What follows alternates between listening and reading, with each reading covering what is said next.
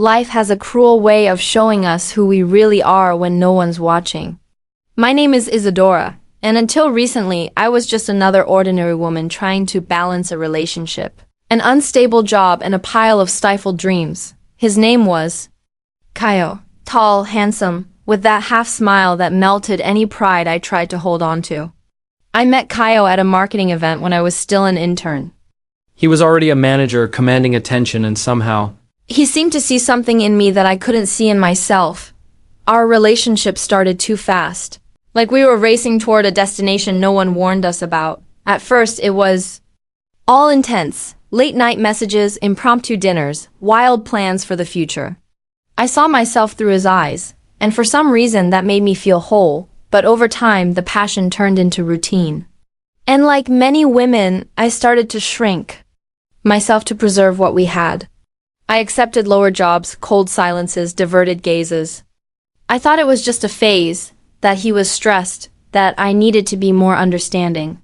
I became smaller as he grew. Kaio began to travel more, always for work, according to him. And I stayed behind, taking care of the house, the dog he insisted on having, the plans he forgot. Until one day, on an ordinary Tuesday, everything collapsed. I was scrolling through social media while preparing a presentation for a freelance gig when I saw the notification. He had been tagged. In a gala event photo in snow polo, there he was, in a perfect tuxedo, smiling. With her .camila, the model, I vaguely remembered her. He had mentioned an influencer he was working with on a campaign. She was everything I wasn't. Tall, dazzling, confident, flawless skin. And a career that made mine look like a school hobby. The caption read, "My partner in and out of projects." I read and reread that line like it was in a foreign language. A dry knot formed in my stomach. I didn't cry. I didn't scream. I just froze. The pieces started to fall into place. The frequent trips, the generic gifts, the growing disinterest. I had been replaced without even being told. He came home 2 days later. Walked in as if nothing had happened, dropped his bag and leaned in for an automatic kiss. I pulled back. "You seem off," he said, like I was the problem. "I saw the photo, Kaio," I replied. Simple, direct. He froze for a second. Then sighed and rubbed his face. "Isa, it's not what it looks like." But he didn't even try hard to lie. He knew he was caught, and worse, he didn't care. "How long?" I asked. Silence. 3 months, he replied, like he forgot to buy bread. That was the moment I understood. It wasn't just the betrayal. It was the disdain. The way he thought he could erase me, shrink me, and I would still be there, grateful for the crumbs. No. Not anymore. I didn't cry in front of him. I just asked him to leave. He tried to reverse it, said he loved me, didn't want to lose me. But the words were empty, spoken by a man who had made his choice long before giving me mine. When he left, I sat on the living room floor and let the world collapse. I cried, not for losing him, but for everything I stopped being while I was with him. For all the times I wore clothes he liked, laughed at jokes I didn't, smiled through pain I never addressed. In the days that followed, the silence in the house was deafening. I looked at myself in the mirror and asked who I was without that relationship. The answer was terrifying. I didn't know, but in that void I began to rebuild. I had to remember the woman who once dreamed of running her own business, who had creative ideas, who loved to learn. I pulled out the old notebook where I used to write down business ideas I never thought I could pursue. I started small, an Instagram page to talk about marketing for women entrepreneurs. Then came videos, free lessons. I found that there were many others like me, silenced, overlooked, discredited, who just needed a push to remember they had a voice. In a few months, the page grew. Invitations to speak started to come, then partnerships. Before long, I was earning more than I ever did in years of internships and dead-end jobs. For the first time, I wasn't someone's girlfriend. I was Isadora. And my name was beginning to spread. But what would come next? I still couldn't imagine. Life has a peculiar way of showing us what truly matters, usually after it breaks us into pieces, so small we can't even recognize ourselves. When I walked out of that apartment for the last time, not even taking my clothes, I didn't carry resentment. I carried shame. The woman he chose was exactly the type he used to criticize. Young, insecure, dependent, the kind who needs constant validation. I remember once, during a dinner with friends, he said he could never respect a woman who accepted being the other woman. And there she was, now officially his wife. And me, I had been downgraded to a forgotten story. I spent months in silence. No posts, no replies, no attempts to prove who I really was. I knew it would be pointless to convince anyone who had already chosen to believe another version of events. They mocked me subtly on social media. New chapter, love finds the brave, rehearsed captions under photos where her smile always seemed forced. And his smile belonged to someone who thought they had won a battle that never even existed. But silence has power. Deep down, I knew I didn't need revenge. Life was already handling that. I buried myself in work, and even with all the stares I got in the office, I didn't let them touch me. Many of them knew the story. After all, she had only been an intern when she started asking for help during lunch breaks. A shadow. And now she was the CEO's wife. Ironically, after they got married, he tried to demote me. He wanted to transfer me to a department with no visibility, where I wouldn't be an awkward presence. The excuse? Team restructuring. But I didn't accept it. I declined calmly and handed in a formal resignation letter, not out of rage, but with strategy. I had something better in mind. In the following months, I opened my own consultancy firm. I started small with just 2 clients who believed in my ability and discretion. I worked relentlessly. I wasn't chasing applause. I was chasing consistency. Within a year, my firm was mentioned in a Forbes business column as a quiet, new force in the corporate sector. They didn't mention my name, only the company. And that was more than enough to start making the right people uncomfortable. It didn't take long for bigger companies to start reaching out, asking for leadership, training, and structural reorganization. I knew exactly where the problems were, because I had lived them from the inside. And that's when fate started smiling at me, subtly.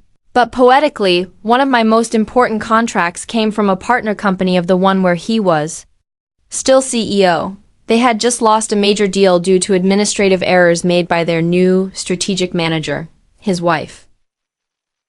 She had been promoted into a leadership role, and as expected, she was in way over her head.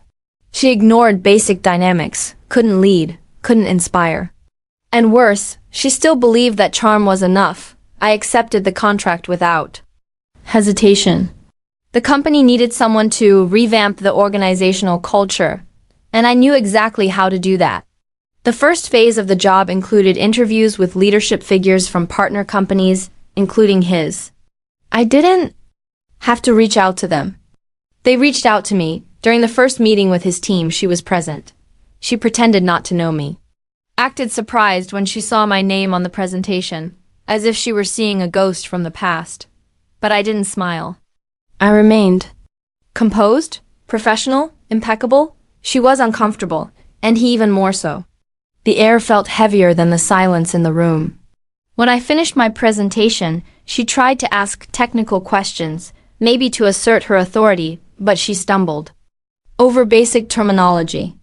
I answered with clarity and patience, not because I wanted to prove anything, but because I knew that truth, when delivered with serenity, is far more humiliating than any scream. Slowly, it became clear that my work was starting to ripple across their corporate ecosystem. My name was circulating again, not in connection with scandal, but with competence. I started getting invited to speak at events, participate in panels, even sit on advisory boards. But I always turned down the cameras. I preferred to let the impact be felt, not flaunted, and that's when the idea came to me. Not out of vengeance, but for closure. I decided to open a new position at my company, a position for an executive assistant. I listed the exact same criteria she had fulfilled when she was accepted as an intern years ago. Young, degree in business, basic experience in scheduling, and, most importantly, capable of handling emotional pressure. She applied. Maybe it was desperation. Maybe she didn't expect to see my name behind the company. Or maybe she had finally realized she was stuck in a title that didn't complete her. She wanted to be seen. And I had become the mirror of everything she would never be. And I hired her. She walked into my office with that practiced smile, the same one I had seen years ago when she still wore clothes tighter than her self-confidence allowed. But now, there was weariness in her eyes. The shine of victory was gone.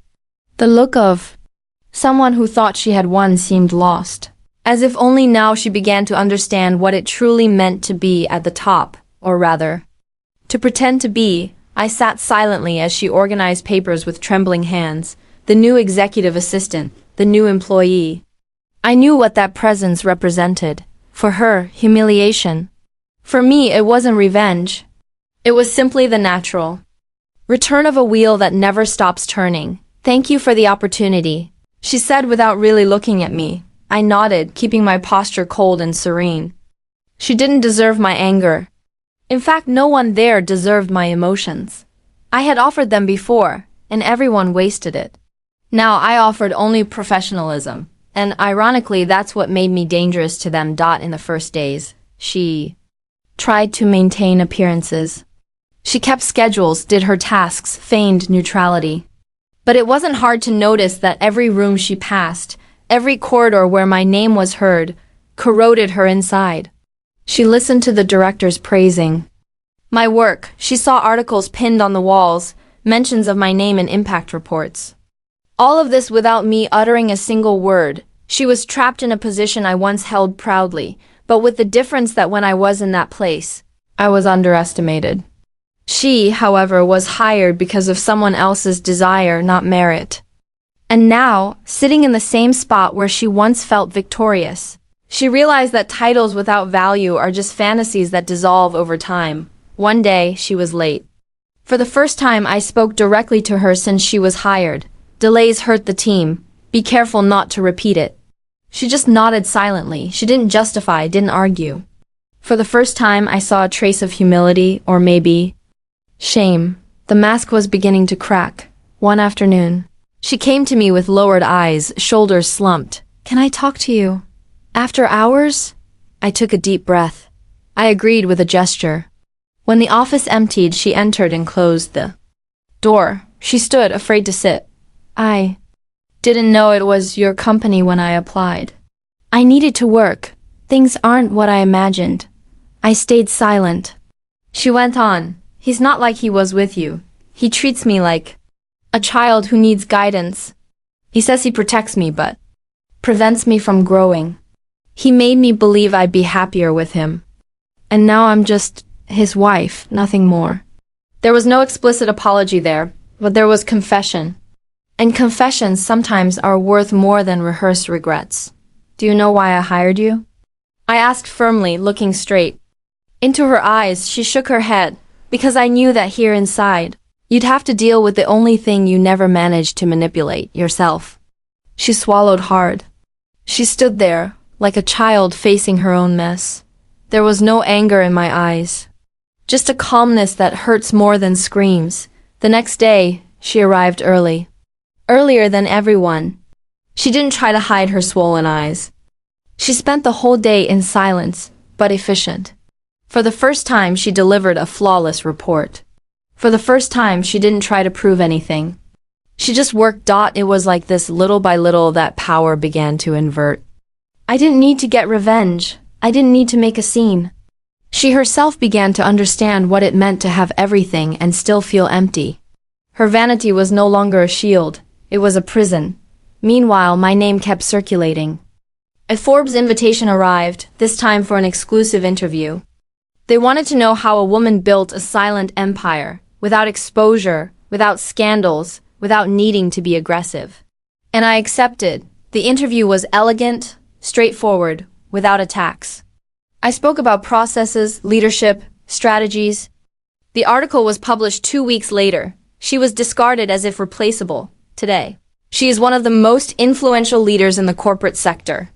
On the day of the publication, I entered the room and saw her sitting with the article open on the computer. She didn't hide, she just looked up and said, "You deserved it." That was all. No more was needed. Her silence was finally the recognition I never imagined hearing. And in that moment, I realized it wasn't her I needed to defeat. It was myself I needed to find again, and I was back. It's been months since I first found out about his betrayal, and the pain has settled into a dull ache that lingers, but it no longer controls me. I've learned how to live with it, not because I want to, but because I have no other choice. Every morning I wake up and remind myself that I am more than the shadow of his betrayal. Yet the world outside doesn't seem to care much about my internal battles. People at work whisper. Some offer pity, others avoid eye contact. I'm not sure which is worse. I've always been known as strong, confident, the woman who could handle anything. But this broke me in ways I didn't expect. I had to rebuild that image from scratch, not just for others, but for myself. I started focusing on my career like never before. Late nights, early mornings, anything to keep my mind off him. I immersed myself in projects, pitching ideas no one thought would work, but I was determined to prove them wrong. Slowly, my efforts started to pay off. The company noticed, and soon I was leading my own team, but success came with a price. The loneliness crept in during quiet nights, and memories of him haunted me. I couldn't talk about it openly. Vulnerability was seen as weakness, and I wasn't ready to face that judgment. One evening, while working late, a colleague approached me. He had noticed my dedication and invited me to a networking event. Hesitant at first, I agreed. There I met people who saw me beyond the scandal, professionals who respected my ideas and work ethic. That night, for the first time in months, I felt a spark of hope. I realized my life didn't have to revolve around his mistakes. I could create a new narrative, one where I was the hero, not the victim. Still, every headline about his affair stung like a fresh wound. The media frenzy made it impossible to escape. Yet, I channeled that pain into fuel. I knew that if I could rise above the public shame, I could inspire others who suffered in silence. The path wasn't easy. There were days when I wanted to give up, when the weight of betrayal threatened to crush me. But each time I reminded myself, this was not the end. It was the beginning of a new chapter. Slowly, the whispers turned into applause. My name started appearing in industry circles, my work gaining recognition. People no longer define me by his mistakes, but by my resilience and achievements. This part of my life taught me that true strength isn't about never breaking. It's about how you put yourself back together when you do. By the time I accepted the offer at Harper & Wells, I had stopped checking Ethan's social media altogether. His carefully curated life, the photos with Elisa on rooftops, the sponsored posts, the hollow captions felt like a performance I was no longer a part of. And strangely, that no longer hurt. I was moving forward slowly but surely, and for the first time in months, I wasn't doing it to prove anything to him. I was doing it for me. My new office was nothing glamorous. It was smaller than the one I had at Mason and Bloom, tucked behind an elevator shaft, and the only window faced a brick wall. But I loved it. It was mine. I brought in a plant, a secondhand coffee maker, and a framed photo of my mom from when she graduated college. She looked fierce in that photo, head high, shoulders back, proud. I told myself I'd carry that energy. Working at Harper & Wells was humbling. I wasn't a big name there. I was just another associate fighting for floor time in client meetings. But the difference was, they listened. I was heard. Even when my ideas weren't perfect, even when I stumbled in my presentations, there was space to grow. It's hard to describe the quiet joy of being believed in after years of being overlooked.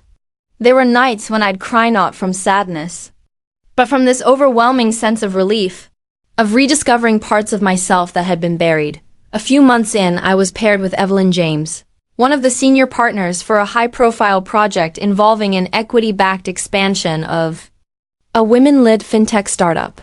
Evelyn was the type of woman who could silence a boardroom just by walking in. She had presence.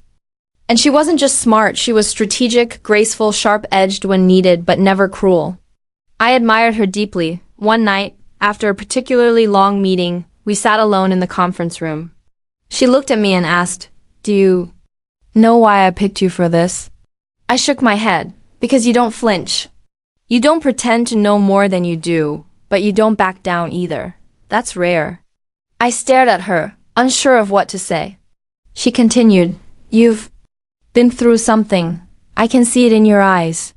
But you didn't let it ruin you. You let it shape you."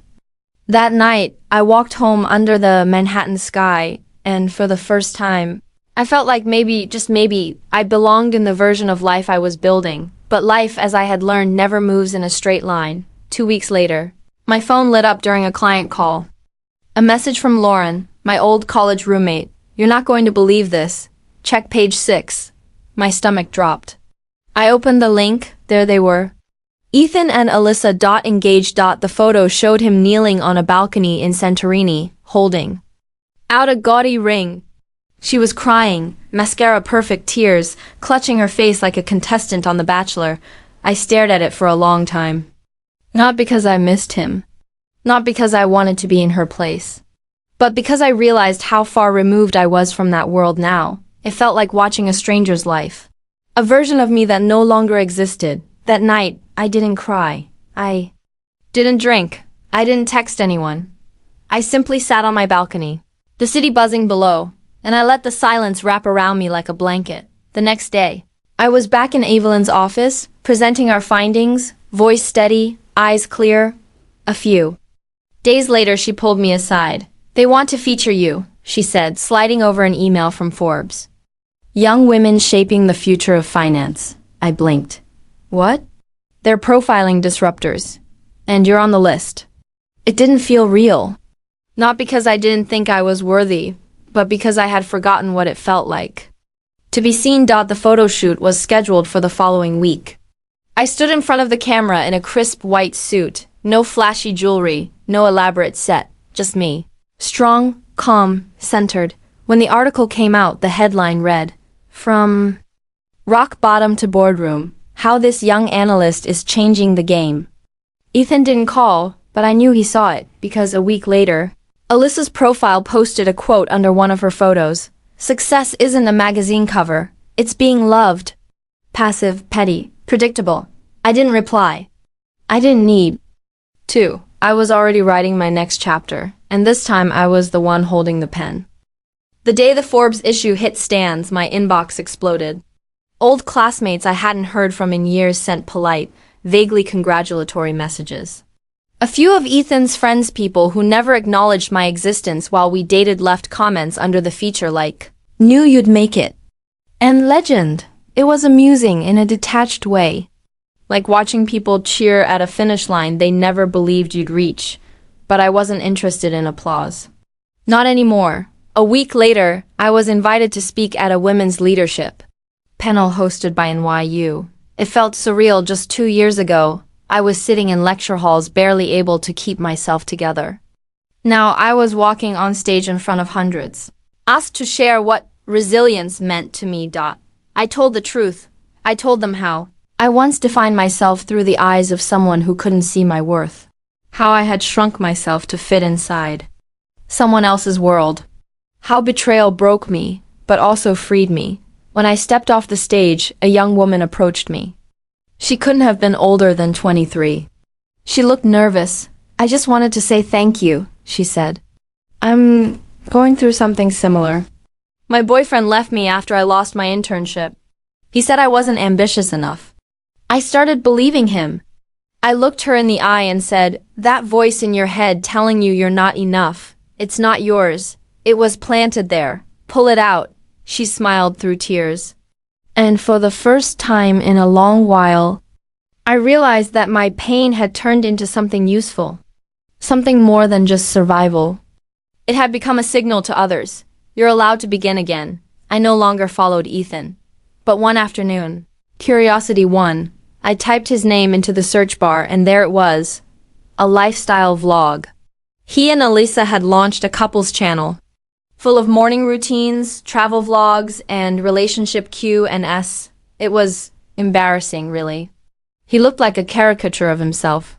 All filters and fake laughs. There was a video titled, "The Truth About Our Engagement Break."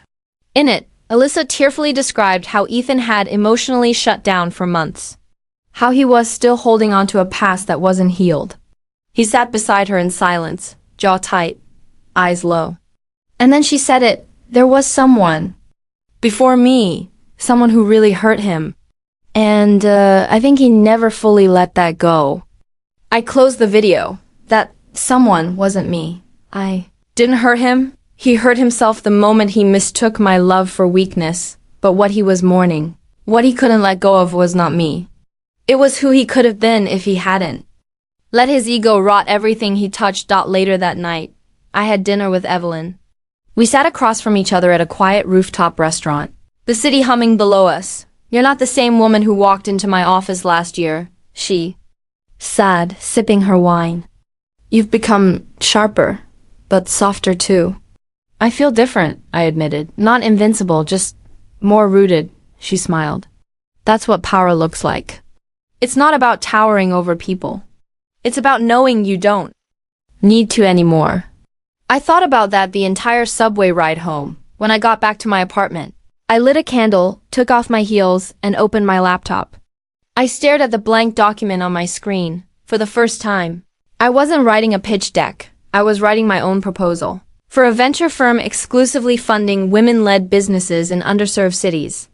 I called it Foundation because that's what I had rebuilt.